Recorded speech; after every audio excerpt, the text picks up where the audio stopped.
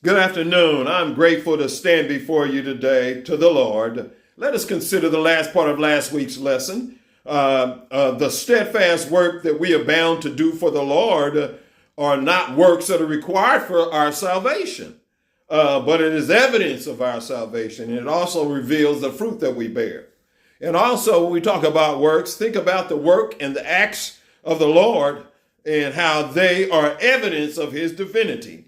Today, let us consider the condition of our world today, our society today as you see it.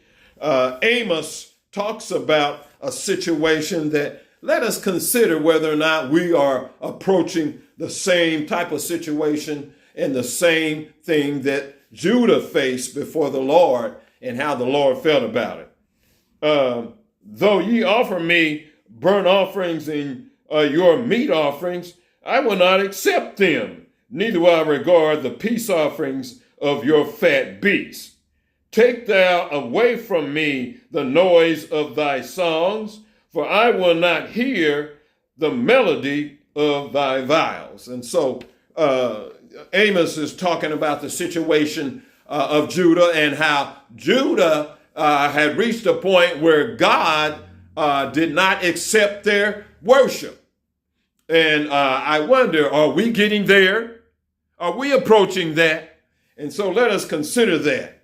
And so if we are, let us consider the answer or the solution that we have to that. And it's coming out of the book of 2 Chronicles 7 and 14, which many of us are already quite familiar with.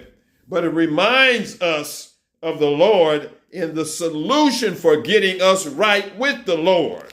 And if you would consider, the Lord tells us that if we will humble ourselves and pray and seek his face and turn from our wicked ways, he will then hear from heaven and heal our land.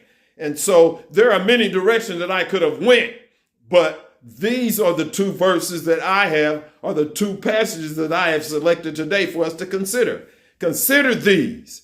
And I ask that you will go with me in my challenge to bring this to point to many people we live with and we live around in society today.